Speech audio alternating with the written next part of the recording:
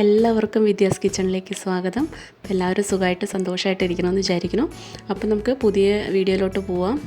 പച്ചമുളക് എങ്ങനെ കൂടുതൽ കാലം കേടുവരാതെ സൂക്ഷിക്കുക എന്നുള്ളൊരു ടിപ്പാണ് കേട്ടോ പ്രാവശ്യം പറയുന്നത്.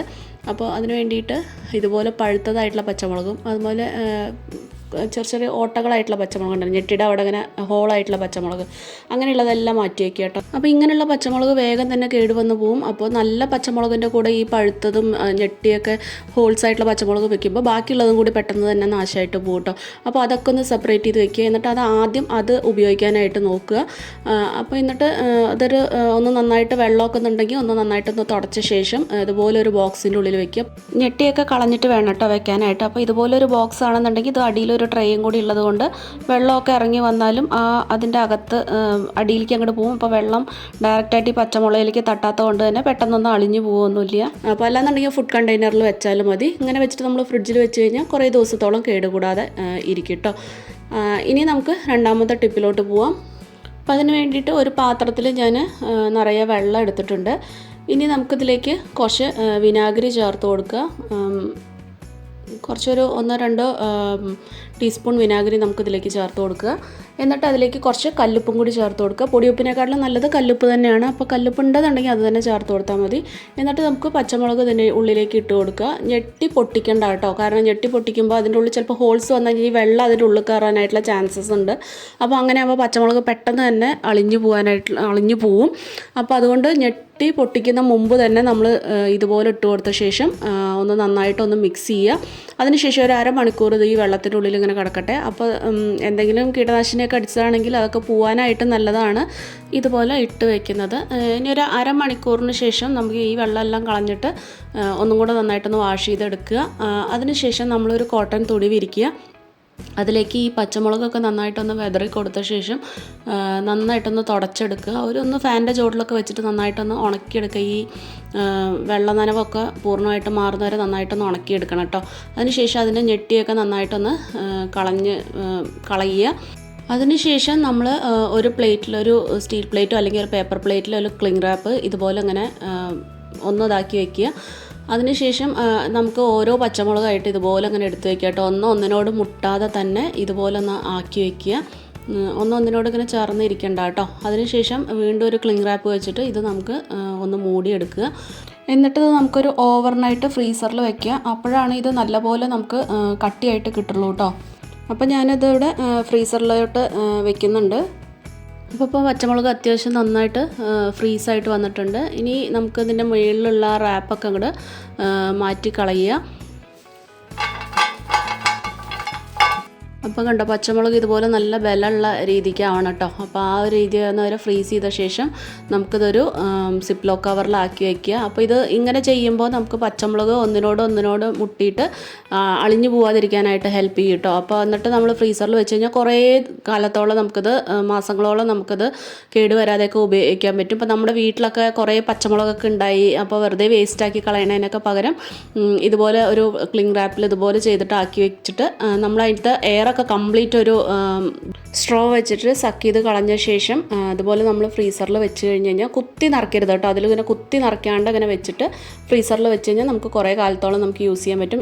നെക്സ്റ്റ് ടിപ്പ്, പെട്ടെന്നൊന്നും പച്ചമുളക് പഴുത്ത് പോകാതിരിക്കാനുള്ള നല്ലൊരു ടിപ്പാണ്. അതിന് വേണ്ടിയിട്ട് പച്ചമുളക് കഴുകേണ്ടതൊന്നും ആവശ്യമില്ല. നന്നായിട്ടൊന്ന് തുടച്ചെടുക്കുക. വെള്ളമയമൊക്കെ ഉണ്ടെങ്കിൽ നല്ലപോലെ തുടച്ചെടുക്കുക. അല്ലെങ്കിൽ ഒന്ന് ഫാനിൻ്റെ ചോട്ടിൽ വെച്ചിട്ട് ഉണക്കിയെടുക്കുക. എന്നിട്ട് ഇതുപോലൊരു കണ്ടെയ്നർ എടുക്കുക. അതിനുശേഷം അതിലേക്ക് ടിഷ്യൂ പേപ്പർ വിരിച്ചു കൊടുത്ത ശേഷം കുത്തി നിറയ്ക്കാണ്ട് പച്ചമുളക് നമുക്കതിലേക്ക് വെച്ച് കൊടുക്കുക. അപ്പോൾ ഇതുപോലെ അങ്ങനെ വെച്ച ശേഷം നമുക്കതിലേക്ക് കുറച്ച് മഞ്ഞൾപ്പൊടി അങ്ങോട്ട് ഇട്ട് കൊടുക്കുക. മഞ്ഞൾപ്പൊടി ഇട്ട് കൊടുത്തിട്ട് ജസ്റ്റ് നമ്മുടെ കൈ വെച്ചിട്ട് തന്നെ ഒന്ന് മിക്സ് ചെയ്യുക. ചിലർക്ക് കൈ ഭയങ്കര എരിച്ചിലുണ്ടാവും ഈ പച്ചമുളകൊക്കെ തൊടുന്നത്. അങ്ങനെയുള്ളവർക്ക് ഗ്ലൗസ് യൂസ് ചെയ്തിട്ട് ഇത് മിക്സ് ചെയ്യാൻ നോക്കുക കേട്ടോ. അപ്പോൾ മഞ്ഞൾപ്പൊടിയും കൂടി ഇട്ട് ഒന്ന് ജസ്റ്റ് മിക്സ് ചെയ്ത ശേഷം ഇതുപോലെ ഒന്ന് അടച്ചിട്ട് നമ്മൾ ഫ്രിഡ്ജിൽ വെച്ച് കഴിഞ്ഞാൽ കൂടുതൽ ദിവസം ഇത് കേടുകൂടാതെ ഇരിക്കാനായിട്ട് നമുക്ക് ഹെൽപ്പ് ചെയ്യും. പച്ചമുളകൊന്നും ഇങ്ങനെ പഴുത്ത് പെട്ടെന്ന് തന്നെ ചീത്തയായിട്ട് പോവില്ല കേട്ടോ. ഇനി അടുത്ത ടിപ്പ് എന്താണെന്ന് വെച്ച് കഴിഞ്ഞാൽ പച്ചമുളക് കുറേ അധികം, അതായത് ഏകദേശം ഒരു വർഷത്തോളം സൂക്ഷിച്ച് വെക്കാനുള്ള ഒരു ടിപ്പാണ്. അതിന് വേണ്ടിയിട്ട് ഇത് ഒരു 2 കപ്പ് വെള്ളത്തിൽ ഒരു 3 ടേബിൾ സ്പൂണോളം ഉപ്പ് തിളപ്പിച്ചിട്ട് ആറിച്ച വെള്ളമാണ് കേട്ടോ. അതിലേക്ക് നമ്മൾ പച്ചമുളക് കഴുകി വൃത്തിയാക്കി വെച്ച, അതായത് വിനീഗർ ഉപ്പിട്ട് കഴുകി വൃത്തിയാക്കി വെച്ച പച്ചമുളകാണ്, ഞെട്ടിയൊക്കെ കളഞ്ഞിട്ട് അത് ഇതിലേക്ക് ഇട്ട് കൊടുക്കുക. എന്നിട്ട് അതിലേക്ക് ഒരു 1/4 കപ്പോളം വിനാഗിരിയും കൂടി ചേർത്ത് കൊടുക്കുക. അപ്പോൾ ഇത് നമ്മൾ സൂക്ഷിക്കേണ്ടത് കുപ്പിയിലാണ്. ഞാൻ ഇപ്പോൾ കാണിക്കാനുള്ള സൗകര്യത്തിന് ഈ ഒരു ബൗൾ എടുത്തിട്ടുണ്ടെന്നേ ഉള്ളൂ. ഒരു ഗ്ലാസിൻ്റെ ബോട്ടിലാണ് കേട്ടോ നിങ്ങൾ എടുക്കേണ്ടത്. ഗ്ലാസിൻ്റെ ബോട്ടിൽ 3/4 ഭാഗത്തോളം ഉപ്പുവെള്ളവും 1/4 ഭാഗത്തോളം വിനാഗിരിയും കൂടി ചേർത്തിട്ട് ഈ പച്ചമുളക് കഴുകി വൃത്തിയാക്കിയ പച്ചമുളക് നമ്മളിതിലേക്ക് ചേർത്ത് കൊടുക്കണം. എന്നിട്ട് നമ്മൾ അടച്ചു വയ്ക്കുക. അപ്പോൾ നമുക്ക് കൂടുതൽ വീട്ടിലുണ്ടാവുന്ന പച്ചമുളക് അങ്ങനെ ചെയ്ത് വെച്ച് കഴിഞ്ഞാൽ നമുക്ക് കഞ്ഞിക്കോ വെള്ളച്ചോറൊക്കെ കഴിക്കുമ്പോഴൊക്കെ നമ്മൾ ഉപ്പിലിട്ട മാങ്ങയും നെല്ലിക്കയൊക്കെ കഴിക്കുന്ന മാതിരിയൊക്കെ കഴിക്കാനൊക്കെ പറ്റും, എടുക്കാനൊക്കെ പറ്റും കേട്ടോ. അപ്പോൾ അല്ലെങ്കിൽ ചമ്മന്തി അരയ്ക്കുമ്പോഴൊക്കെ ഈ പച്ചമുളക് നമുക്ക് യൂസ് ചെയ്യാനായിട്ട് പറ്റും. അപ്പോൾ എന്തൊരു ഗ്ലാസ് ബോട്ടിൽ നിങ്ങൾ എടുക്കുന്ന ഗ്ലാസ് ബോട്ടിൽ നല്ല ഡ്രൈ ആയിട്ടുള്ള വെയിലത്ത് വെച്ച് ഉണക്കിയിട്ടുള്ള ഗ്ലാസ് ബോട്ടിലായിരിക്കണം. ഒട്ടും വെള്ളമായി ഉണ്ടാവാൻ പാടില്ല. അതുമാതിരി പച്ചമുളക് എടുക്കുന്ന സമയത്ത് ഒട്ടും വെള്ളമില്ലാത്ത ഒരു സ്പൂൺ കൊണ്ട് വേണം എടുക്കാനൊക്കെ ആയിട്ട്. അതൊക്കെ ശ്രദ്ധിച്ച് കഴിഞ്ഞാൽ പൂപ്പലൊന്നും വരാതെ കുറേ കാലത്തോളം ഇത് കേടുവരാതെ നമുക്ക് ഫ്രിഡ്ജിൽ സൂക്ഷിക്കാനായിട്ട് പറ്റും. തീർച്ചയായിട്ടും നിങ്ങൾ ഈ ടിപ്പൊക്കെ ഒന്ന് ട്രൈ ചെയ്ത് നോക്കൂ. ഇനി നെക്സ്റ്റ് ട്രിപ്പ് എന്താണെന്ന് വെച്ച് കഴിഞ്ഞാൽ പച്ചമുളക് ഇതുപോലെ ക്ലീൻ ചെയ്തിട്ട് വിനാഗിരിയും ഉപ്പൊക്കെ ഇട്ട് ക്ലീൻ ചെയ്ത് തുടച്ചിട്ട് നന്നായിട്ട് ഉണക്കി വെച്ചിട്ടുണ്ട്. അതൊരു മിക്സിയുടെ ജാറിലോട്ട് ഇട്ട് കൊടുത്തിട്ടുണ്ട്. ഇനി അതിലേക്ക് നമുക്ക് കുറച്ച് കല്ലുപ്പ് ചേർത്ത് കൊടുക്കാം. കല്ലുപ്പ് തന്നെ ചേർത്ത് കൊടുക്കണം, പൊടിയുപ്പ് അല്ല ചേർത്ത് കൊടുക്കേണ്ടത്, കല്ലുപ്പ് ചേർത്ത് കൊടുക്കുക.